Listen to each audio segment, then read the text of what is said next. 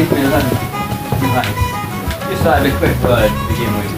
Basically, let me delay this a little bit longer. Thank you so much for coming. It means a great deal to us to see so many. Hopefully, we didn't really think that many people would turn up. So we just thought I'd be one person, fine. But it is fantastic that you have travelled. I know some of you have travelled quite fast. Thank you so much. We appreciate it. Yeah. What else do you want to say? That's it really. Obviously, this is the first time we've done this show in front of an audience. Yes. So if there are any stops and starts, just to apologise in advance for that. We will try and steam through, but if everything's going, for a burden, we may have to backtrack a bit, but we'll try not to. So just bear with us if anything. Yeah. And no heckling. Yeah. Well, no. Yeah. But also, what we thought we'd do is, if you want to, obviously you don't have to, because I know giving feedback to friends and family is all a bit weird. But if you want to, we thought we'd have a coffee in the cafe and you can give us feedback. But make sure it's all good. No, but be honest. Because the thing is, we've still got this afternoon and a couple more days before we take it to we're taking it to Edinburgh Fringe, in case you didn't know. From the 3rd to the 3rd to the 18th, no Sundays. We knew them before we were famous. Oh yeah, well there you go. Exactly, autograph. No, and travel on Wednesday. Yeah. And Friday's our first show. Yeah. So we've got a few more days still to tweak it. Yeah. So any bits of feedback, if anything's not quite working, or it's confusing, or it's not clear, or it needs a tweak, please let us know, because we need your feedback. Okay. So. Thank you very much. Oh, and Ken, I need to just show you something with the lights just quickly. Oh yeah. Because we're going to change it. Sorry. Last minute changes. Brilliant. Just whatever. Yeah. Brilliant.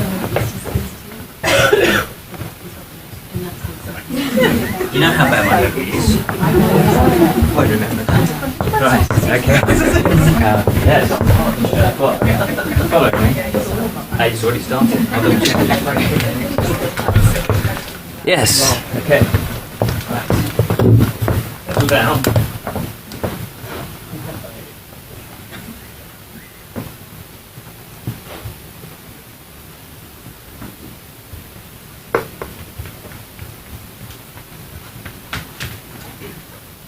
Lords, ladies, gentlefolk so fair, gnomes, fairies... Stop! Yes, sir, is everything all right, sir? No, she's late. Who? Rebecca, that's who. You mean Rosemary? What? Rosemary, her name is Rosemary. Oh, yes. But how can we perform the second story without her? I don't know, so I'm sure she'll be here on time. No, let's just start. The audience are waiting. Look, calls herself a professional actress, and she can't be bothered to turn up on time. Right, okay, very well, start. Go on, start. Lords, ladies, gentlefolk so fair, gnomes, fairies, elves, beware, 3 stories of wonder, amazement, and more wonder for your entertainment, delight hereunder. The first tale tells of a beggar blessed, a tragic story, nothing less. The second tale tells of a king and queen, but greed takes over and things become mean. The third tale tells of 2 brothers who fight, a rivalry for love, their passions ignite. 3 tales to excite and entertain, heart's desire, obsession, and sometimes pain. All told by Loquacious Macabre, storyteller extraordinaire, and Rosemary Delacour, supreme actress, I do declare. So, welcome our storyteller with a warm heart. Without further ado, we shall start.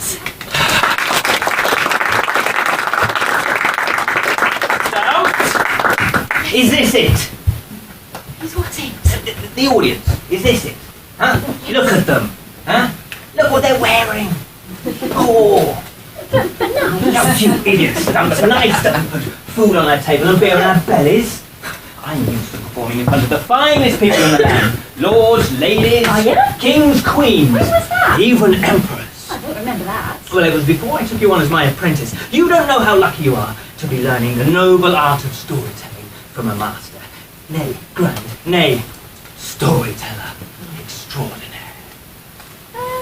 So why were you kicked out of the Storytellers Guild? What?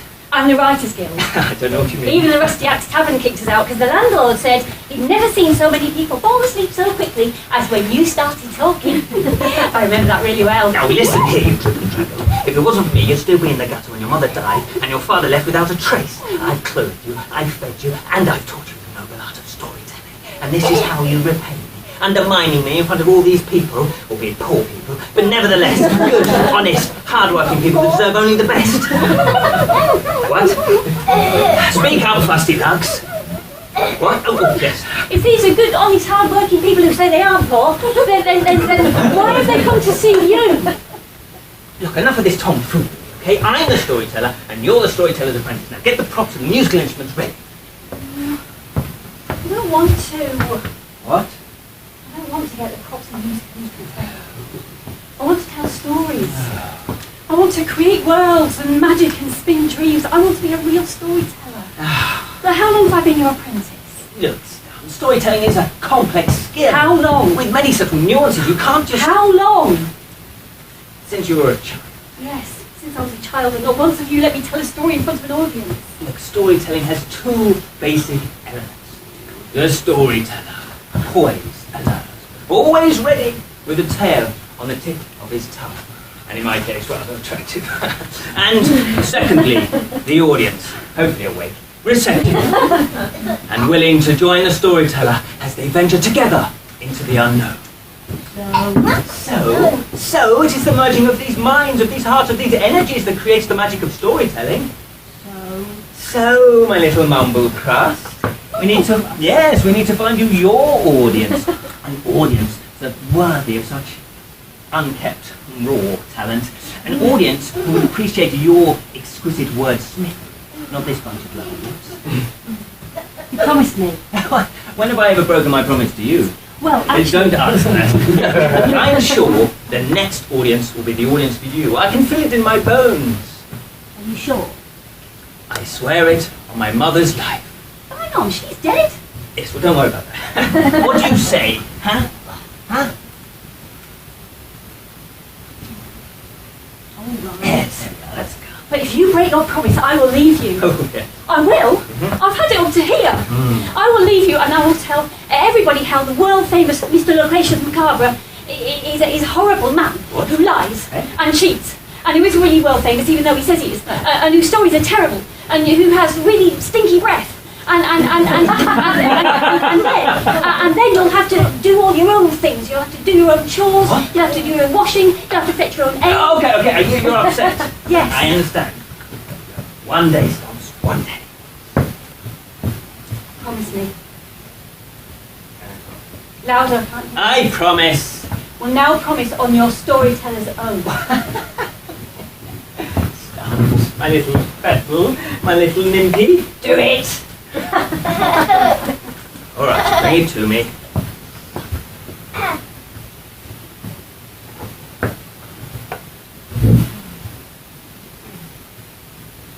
I, Loquacious Macabre, I, Loquacious Macabre, do solemnly swear do solemnly swear to uphold the ancient and sacred traditions and secrets. to uphold the ancient traditions and secrets. For I am the seeker of truth, the recorder of history, the guardian of knowledge, and the keeper of mystery. For I am the seeker of truth, the recorder of history, the guardian of mystery, and whatever you said just then. The keeper of mystery. Oh yes, the keeper of mystery. Mr. Loquacious. Carry on. So with these vows, the magic flows through, And with these vows, the magic flows through. and with your words, create a healing. And with my words, create.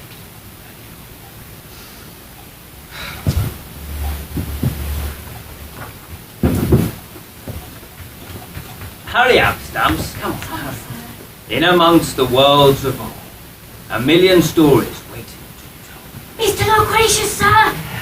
In amongst the stories vast, a million tales present and past. Mr. Loquacious! What? Mr. Loquacious, What is it? Ow, hang on, the shoe. What's happened to your shoe? There's a message from Rosemary. Oh, no, I've started the story, you chaperon. But what does it say? I don't know, I'm not ready. Oh, well, read it. Stumps, read it.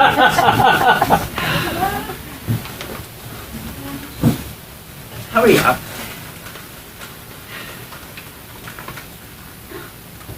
Well, out loud, you nincompoop, out loud.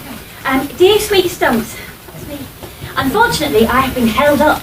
One of our wagon wheels has fallen off our wagon. Please let that rambunctious rapscallion of a steam bum, Mr. Polo. But don't tell him I told you that, obviously.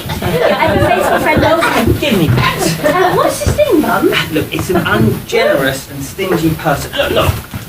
Will you just get off the stage, yes? Get your props ready, get the musical instruments ready.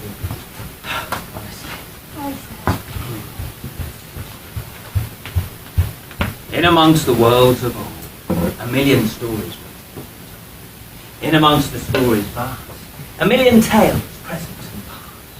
Tales of the rich and tales of the poor. Those who want for nothing and those who want more. Smoke Shield Citadels is one such place, teeming with people of every race. There was one gnome, a cartographer by trade, Hester Fidget, mapmaker, handsomely paid. His maps were carried across the land, through plains and marshes and desert sand. Now Fidget was a gnome of reason. Night follows day, season after season. Out of chaos comes order, that is the case. A place for everything, and everything in its place. Now with this kind of thinking, it was hardly surprising. A gnome of routine every day upon rising. For 98 years, Fidget walks the same route. No deviation from his daily commute. With bacon butty in hand, he would commence, walking to work saved on expense. Past tavern, tanner, candlestick maker, past swordsmith, cooper, and the undertaker. Past shops and church, fountain and alley, his stride was swift, no dilly or dally. He hummed a tune to help on his way. This was his world, day after day. But one morning, his peace was pricked. His pride was punctured. His pocket picked. For as he passed one darkened alley, a thief struck a street scanning. A small child had taken his bacon butty. Oh, why would he do this? He must be nutty. Fidget gave chase. It belonged to him. The alley was stinky dark and grim. But there at the end, he saw the child, surrounded by the feral, unkept and wild. 20 or more surrounded that girl, her bright golden hair, gleaming like a pearl. The child had Fidget's morsel of food. Oh, this will not do! The gnome was in a foul mood. He strode up to her and grabbed his bacon butty back. The golden-haired girl just smiled. No need to attack. A smug sheen of satisfaction on his face he did wear. The children were hungry, he did not care. The children were crying, who can console? Where is the love and food in their bowl? At work, Fidget told his partners of his ordeal. They thought he was joking, this couldn't be real. Over lunch they chuckled until they cried. Their leftover food was thrown outside. The next morning, the same, like clockwork. Bacon butty in hand, that was his work. Once more, past tavern, tanner, candlestick maker, past swordsmith, cooper, and the undertaker. But what Fidget could never perceive was why a child would have to thieve. And then out of nowhere, a small hand darted. Once again, Fidget came out small. To the same dark alley he did return. Retrieving his breakfast was his only concern. The golden-haired girl was sharing his scran. With the beggar children, this was her clan. Oh, what an outrage! Fidget angrily declared. The children kept eating despite being scared. The golden-haired girl with love on her face. Fidget just grimaced and left the place. Once again, his partners were astounded. These beggars are a scourge. They were dumbfounded. They ate their lunch and were pie-eyed.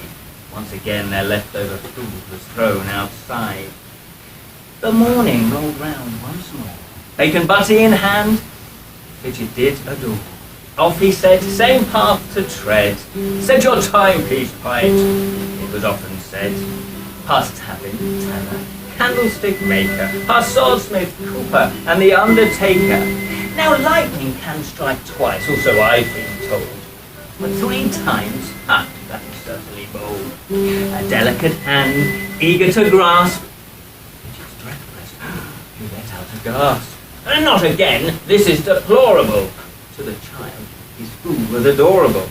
Scuttering fast, she disappeared. Fidget followed, it was as he feared. The golden-haired girl was feeding the poor. Don't encourage them, you're breaking the law. The golden-haired girl, framed by the light, spoke softly, ever so polite. Won't you join us, kind sir? Though our food is small, there is enough for everyone. Love is all. Fiddlesticks! Roared Fidget, and turned on his heels. He went to work to seek other meals. But when he arrived, he was in for a shock. The windows were boarded, no key in the lock. Bailiffs were removing the furniture. Fidget's blood was boiling, raising his temperature. Bankrupt, mate, your partners did a bunk. Stole the money, you'll be sunk. Fidget was stunned. His knees began to shake. This couldn't be true. There's been a mistake. And as the news sunk deep, his spirits crumbled. As he trudged home, his belly rumbled. Days turned to weeks, to months, to years. Any offer of help fell on deaf ears. Pride can be a troublesome feeling. Poverty can be self-revealing. One particular cold, frosty morn, Fidget was freezing and withdrawn. All was quiet in the market square. Then suddenly he saw her, the girl with the golden hair. She approached like an angel from above. All he could feel was pure love. In her hands was food, tasty and hot. But still he refused. He never was told. Now the sands of time press ever on. The time had come. Fidget sang his last song. He died alone, it was vowed. Right to the end, he was for the crown. His burial was sparse. No friends attended. His rudeness and arrogance went unmended. But there was one friend who was there, the beggar girl with the golden hair. She left a white rose on his grave to rest. She smiled her smile. This beggar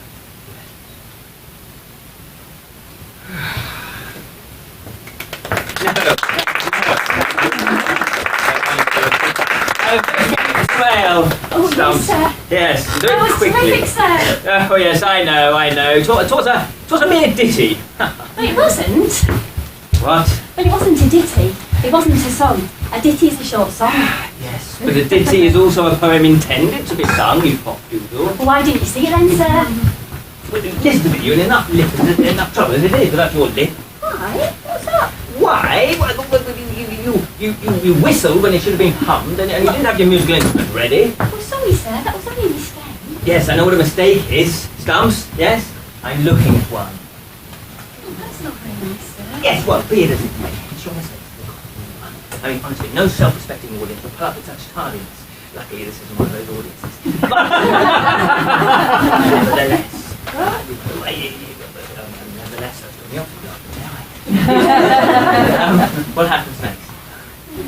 I don't know. Lost it. But nevertheless, I I'll really give you some more ale. Yes, okay, give me some hair. Yes, there's a bit there, and then she just goes and gets me some more hair. But anyway, go get me some more hair. Oh, and remember to see if Rebecca would dare to join us for her performance. Honestly, idiots, aren't I? You would agree with me? Yes. It's frivolous, aren't they? Yes, but don't worry about it. Maybe I'll be so gracious, sir. And there's another message Huh? from Rosemary. What? Okay, well, what does it say? Hello. Read it, Stumps, read it. Hurry up. What is it? We'll have to get different wax. We'll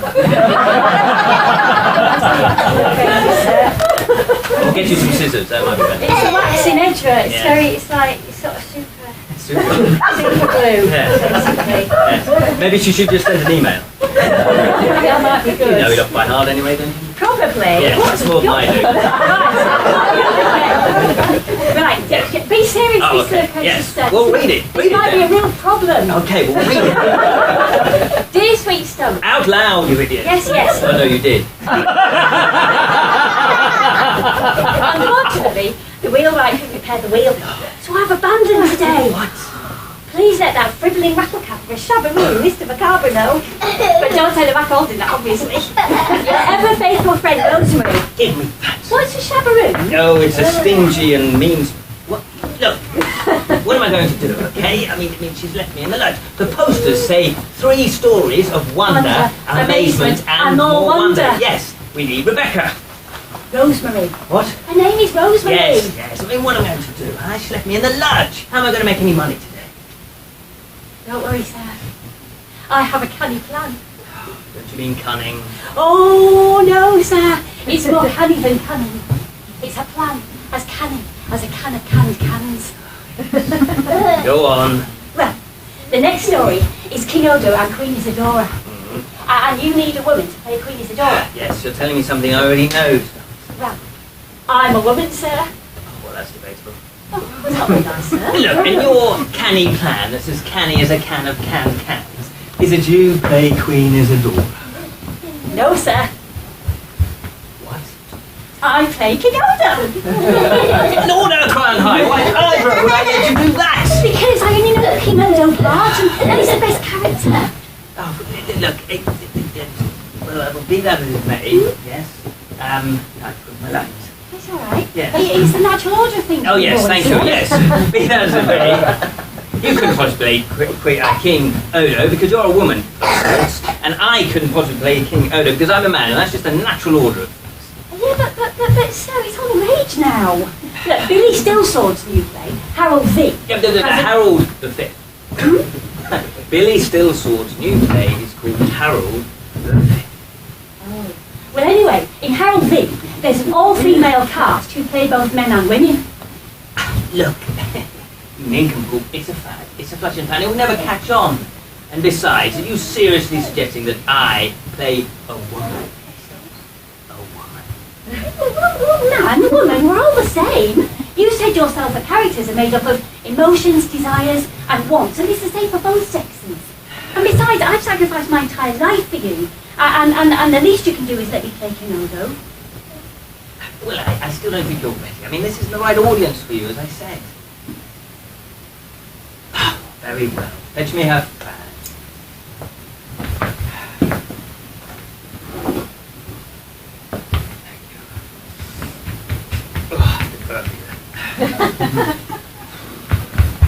Lend me your ears for another tale. Obsession, greed, and woe will prevail.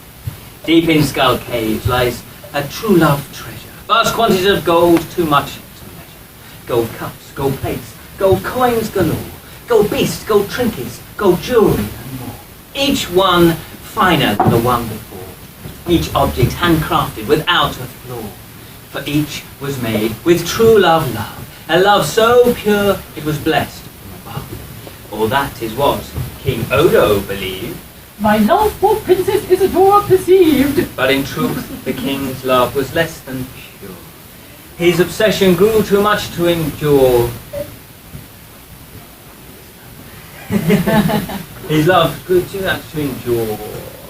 The princess led Thank me a you. merry The princess made him a merry dance with smiles and promises. I was locked in a trance.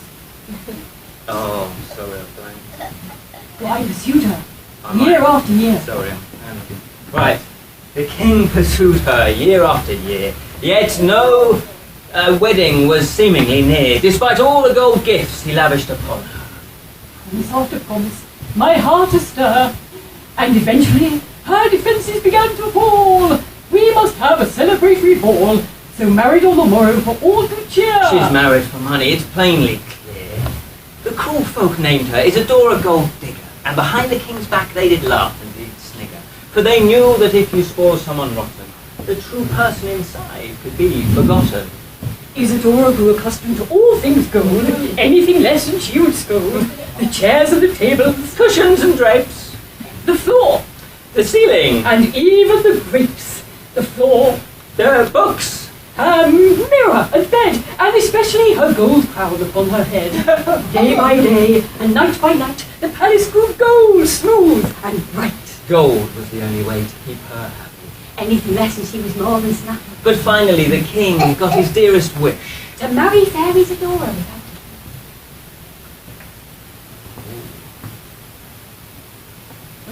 The tide was turning, and storm clouds grew. Isadora grew, greed deepened, nothing would do. Do you love me, Petal? I need to ask. Only if you're up to the task. A task for my dear husband to pass. The ultimate show of love to surpass. You must build a 50-foot statue in honour of me and my virtue. A vision of beauty, splendour and grace. A replica that befits my face. Petal, sweet Petal, think of the cost. Think of the money that would be lost. Are you not happy with your palace of gold? Are you not happy with the gifts you behold? Your clothes, your jewels, even your dog's collar. Stop this whinging and whining, you're making me holler. If true love you have for me, you'll do as I say, naturally. Sweat dripped from the king's royal brow. This statue of gold he'd have to endow. And before he knew it, he began to say, 100 foot high, of pure gold to portray. and who would you get to craft such a feather? Oh, the finest artisan, it would be her pleasure. Velvet jade and strong, artisan extraordinaire, known for her passion, talent, and flair. There was an audible gasp. There was an audible gasp from the courtier's maid, as the king had promised to take on this crusade. But deep inside, the king had a secret, creating the statue. I know I'll regret it. For his wealth was All but gone. spoiling his queen hereupon. But nevertheless, What is done is done. A promise is a promise, however it's spun. so the king sent word to Belda Gentile. Her fame was as wide as his kingdom. A fortnight passed before any word was received. The queen was livid. The king was peeved. But eventually, Tystorm said yes to our request. Do better. It's 3 this time. I think Velda J. Tystorm Yes? uses the same wax as you. Oh, no. It's a good time for Facebook now. No, I can't have it. Eventually, she said yes to our request. Naturally, you'll be wanting the best. Yes. But I warn you now, it would be cheap. Unlike beauty, gold is not skin deep. For the purest of gold will cost a leg and an arm. 2 million comets needs to cost my farm. We pay in installments, that will suffice. For the blood, sweat, and tears I will sacrifice. 10 long years she would create. Perfection personified, the king would wait. But I protested with Yes. all my might. He protested with all his might. Think of the cost. Was his plight. Often again. I had no choice but to keep the Yes. queen sweet. But where to find the money? He finally would bleat. Where indeed, the king's council called. Trusted advisors all spluttered and drooled. Must be a way of raising the money. Think, damn you, this isn't funny. The king's council pondered and scratched their own heads. They scratched and scratched until each one bled. But each idea the king rejected. Wait, He said as he reflected. of course, it's plain to see. Bring all known alchemistics and do it quickly. 1,000 alchemistics presented to court to impart their secrets, knowledge they sought. But one by one No. failed to please. No. Metals to gold, No. they fluttered to deceive. The No! king was desperate, clutching at straws. I myself will unlock the alchemistic laws. True to his word, the king descended beneath his castle's metals blended. 1 year melted as did the next. He'd read 10,000 pages of text. year after year came and went, but his gold obsession was not spent. For the more he tried to change metal to gold, the more distant he grew. Hard and cold. Every sleepless night. And waking thought. Frustration, distress. He was distraught. He tried ironstone and smithanite, Lodestone and chromite. mispickle and stibnite, Cinnabar and magnetite. but all was in vain. His battle seemed lost. The statue continued with mounting cough. In his darkest hour, Hope shone through. a drop of liquid gold from the alchemist's spoon. It was smaller than the smallest of coin. Fused metals with manna conjoined. The delight on Odo's face was a beautiful sight. An eruption of feeling erupted like daylight. Velda J. Tystrom could continue her work. The king, on the other hand, would go berserk. Toil and labour every second he could. Metal to go! The process withstood.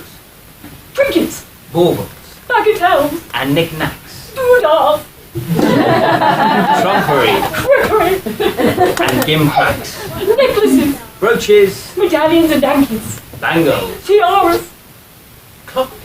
and bracelets, decorative, gold, delicate and fine, covering cups, axes, cups for wine. All these treasures given to Tystrom. The king could pay. No need to glom. But as the years slipped past, The sadder I became. creating his gold was taking his strain. For night was day, The summer was winter. Alchemistics was a painful thing. but what of the queen? She soon grew bored and would reminisce of the times the king would pay her attention, that obsessed in his chambers in his crackpot invention. The queen had lost sight of why this was so. It was her wishes I wanted to bestow. My devotion to Yes. her cut deep in my heart. But clearly, a new mistress was his art. His love of creation dominated his thoughts. To create the ultimate object wrought.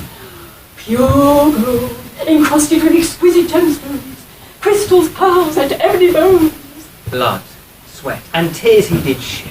The finest gift, It was said, true love rose. A gift to behold, fusing pure passion, devotion, love, and gold. so after 10 long and painful years, the king emerged amongst all the cheers. The king, now triumphant, with joy and pride, attended the statue, unveiling, satisfied. 100 foot high, it stood in the sun, covered in gold cloth, it weighed 10 tons. The crowd had gathered 100 foot deep to gasp in awe, adoration to reap. The king and his courtiers, smiling with hope, 100 golden eagles, each with a rope, to haul away the gold cloth to reveal pure love, pure passion, pure gold, pure zeal. in place of Velda J. Tystrom waved. The glory and fame is what she craved. The king stood clasping the true love rose, a gift for his queen, but here he proved. Where is the queen? No one knew. She couldn't be found. Rumours spread quick. She was about. Eloped with a sweetheart to Sugar Spice Glade. The unclean have kidnapped her for trade, turned to a toad by the witches of sorrow. Forget her, mate, marry again on the morrow. The king didn't move, didn't hear a word. A wiser man changed from his youth. She never loved him. I never truly loved her. Marrying for wealth and status was to her. The king simply turned his back with his true love rose near his heart that did crack.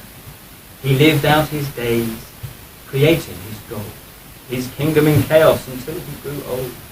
The queen never found such a tragic life, and the king swore never to take another wife. I think that went rather well, don't you?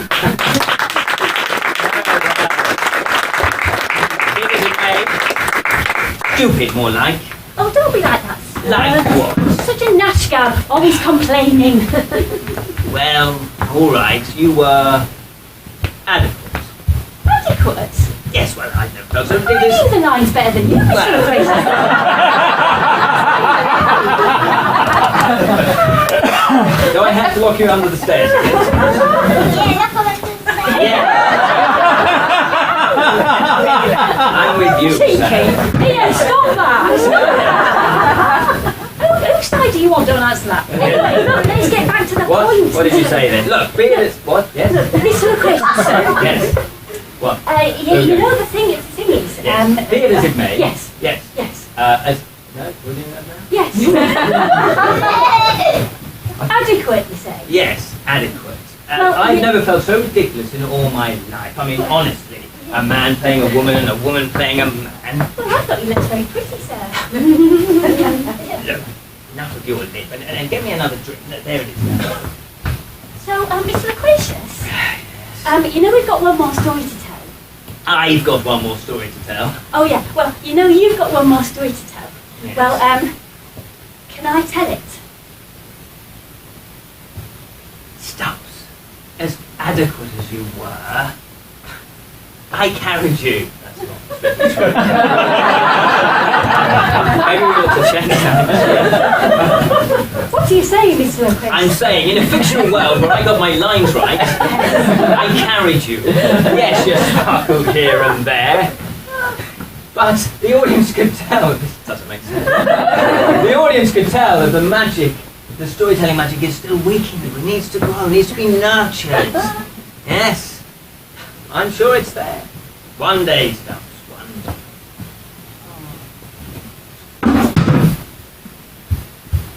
Where are you going? But there's still one more story left. And it's a story without me, sir. But you ungrateful loiter sack. Wait. Look, I've been too hasty, okay? Stay. Yeah. If May you the stay. magic of storytelling flow through you, Mr. Loquacious, sir. Yes, but stay, because if you stay, I shall give you a trial. A trial by story, if you like. The last story of today. I think the audience would prefer that. Last story of today. Huh? Trial by story. Yes. Trial by story. I don't know. Yes, well, that's true, because I don't quite know if you'll be able to know that story, because you don't know the tale of two brothers, the last story. But if you pass, I shall swear you in to the Storytellers Guild myself.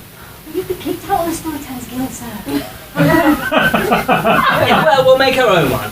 Yes? What do you say? Last story. Come on, we've only got 45. The thing is, Mr. Loquacious, sir, you know that story about the two brothers? Yes. Well, that's all really good and everything and all that, but I've made up my own story.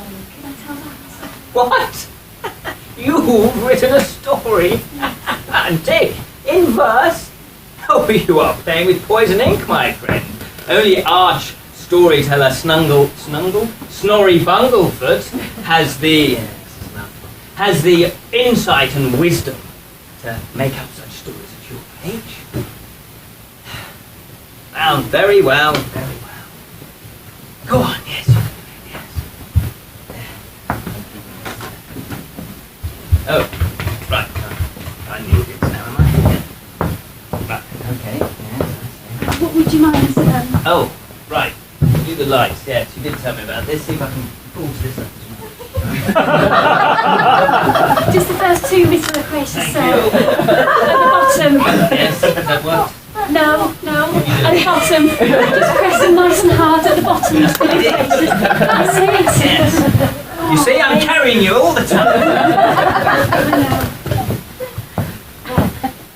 Stories come, stories go.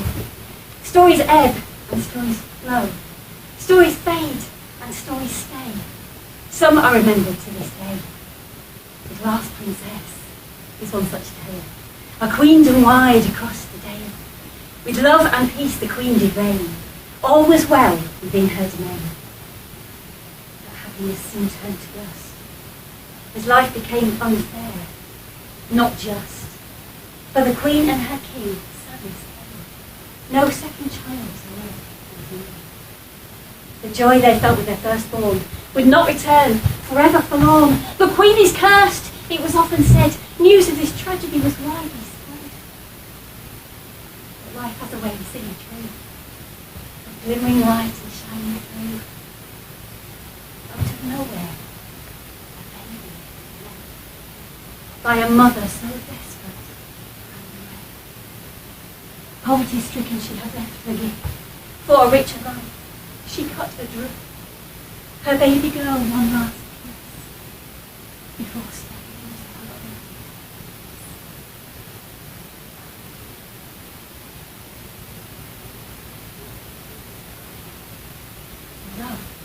joy the queen did feel, although mindful of the mother's ordeal, but nevertheless the child needs care, so love they gave with none to see. Princess Lilithina, as she was named, was their child, it was proclaimed. But what of the king and queen's other child? Prince Elrad, neglected, began to grow wild. As the years tumbled by, his jealousy grew. His sister became popular while he withdrew. He scoured the ancient royal library for scrolls of spells on sorcery. Elrad saw Lilithina smelling flowers she did adore. Transformed by magic, a witch he looked. She was tricked, for she mistook. Old, withered, twisted, and gnarled. Elrad spoke and snarled. Hello, my dear. What a pretty thing. A gift for you, I do. Elrad held out his wrinkled hand, the finest sweetmeat in all the land. Try some, dear. Just a little taste. I've saved the best bit. So make haste. Everything was innocent and oh so trusting. Would it be sweet or disgusting? Not to offend, she took one bite. Too late for her. She didn't feel right. Her insides began to feel so cold. Sharp pain exploding uncontrolled. A frozen sensation began to pass through her limbs. She was turning to glass. Horror and shock the princess felt at this nasty spell that had been dealt. By now the witch had disappeared, and as if by coincidence Elrad had reappeared. Sister, sweet sister, what has befallen? What has happened? You are glass, through and through. Who has done this most foul deed? I shall find them and make them bleed. The crocodile's ears fell down at his cheek. We must get you to safety, for you are weak. Stay in the tower until I can find a wizard with magic to unbind. Winds were wise, and suns did set. The princess lived full of regret. She did not know the architect of her misfortune and death. Wizards came, and wizards went. White witches summoned, but their magic spent. None could draw the dark magic out. Over time was growing dim. But the princess in all of this didn't sit back and reminisce. Magic spells in secret she read, grimoires, scrolls, even books of the dead. She practiced each spell to make sure of her skill on people with sickness. That was her will. Her magic improved the more she cast. As seasons passed, her knowledge was vast.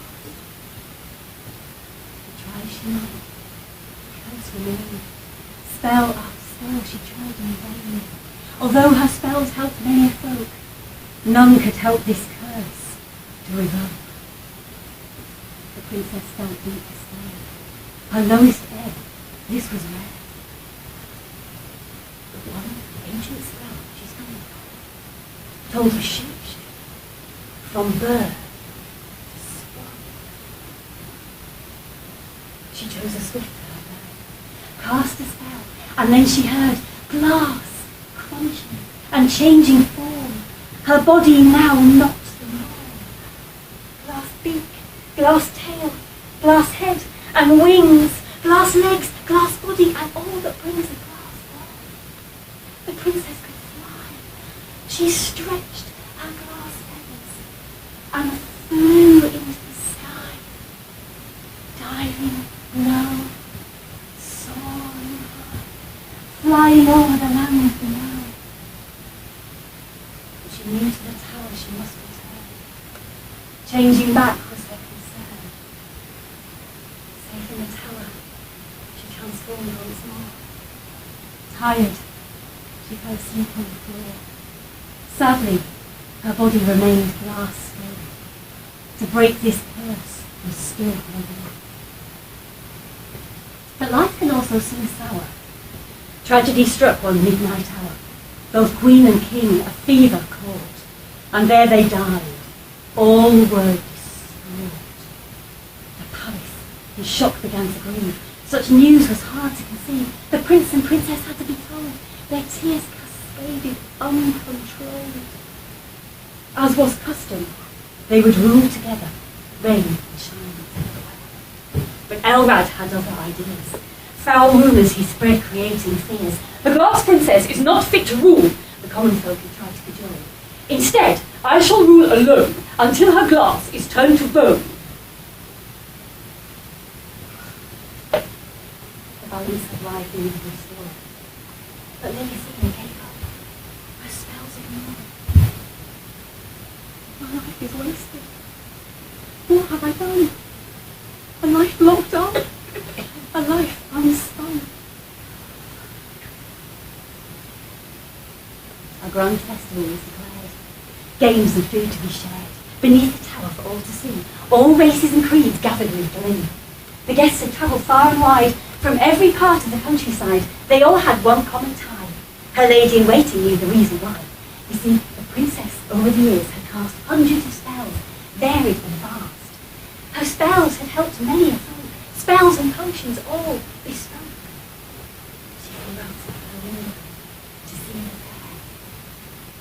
She flew over the people to hear them declare what a miracle the princess is.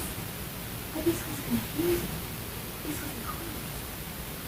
She listened to more of the townsfolk, praised her kindness, and inside awoke the love she felt for helping for years. Natural magic grew.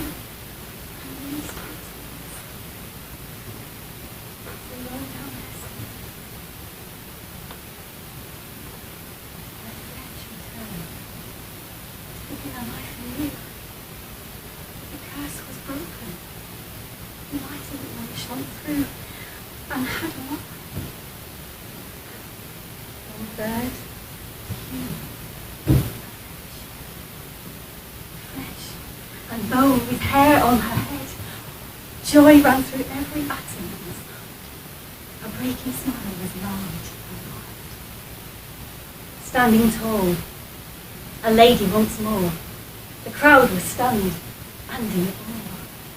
Their princess had returned instead, while her cowardly brother turned and fled. The curse was shattered, the princess knew, because of one reason her love grew. Years of loneliness. Quietly she whispered, I am. The princess ruled over a happy land. Since the day she made her stand, the people loved her and did rejoice. For the glass princess had found her voice.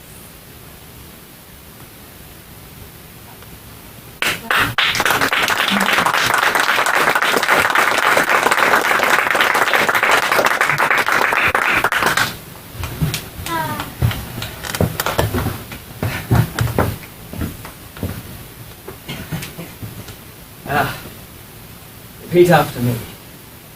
The guild we were about to create. You own. I, Stumps. Lilithina. What? It's actually Lilithina. Oh, right. I, Lilithina Stumps, I, Lilithina Stumps, do solemnly swear do solemnly swear to uphold the ancient and sacred traditions and secrets. For I am the seeker of truth, the recorder of history, the guardian of knowledge, and the keeper of its spirit. So with these vows, the magic flows through, and with my words, create new. It's yours now, Stumps. You must add your stories to it. Let them shine out from your heart. You deserve this. But sir, where are you going? To write my stories, Stumps. New stories. And you must do the same, for you have found your storyteller's voice. May the magic of storytelling flow through you.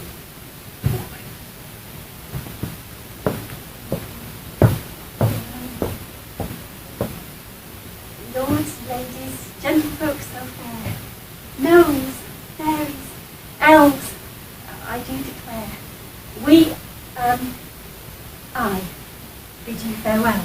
Cheerio. But that is the end of our storytelling show. 3 stories of wonder, amazement, and more wonder for your entertainment, delight, now asunder.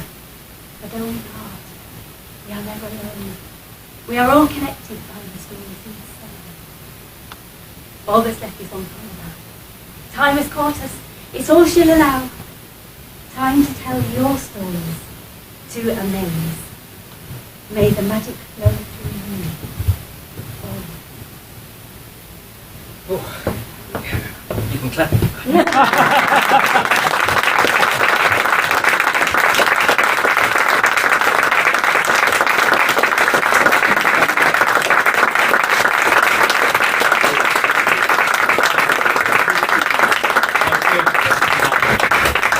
Well done, Nick. The start of the show, everybody. Thank you so much for coming and watching that. Hopefully you enjoyed that.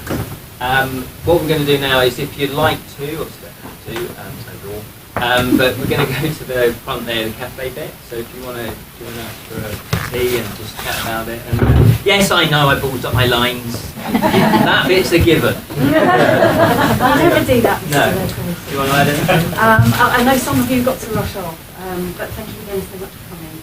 And we will be around to take any feedback. So thank you very much for being a wonderful audience and having lots of smiling faces to all us back. We really appreciate it. So thank you. Okay. Go and get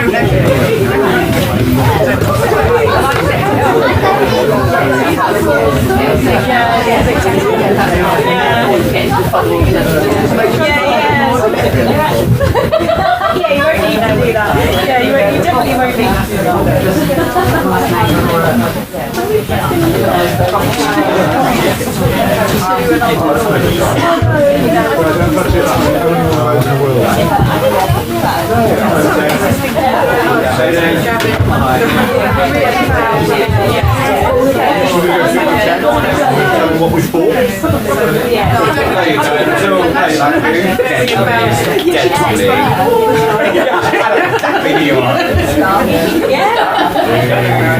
That's what I mean.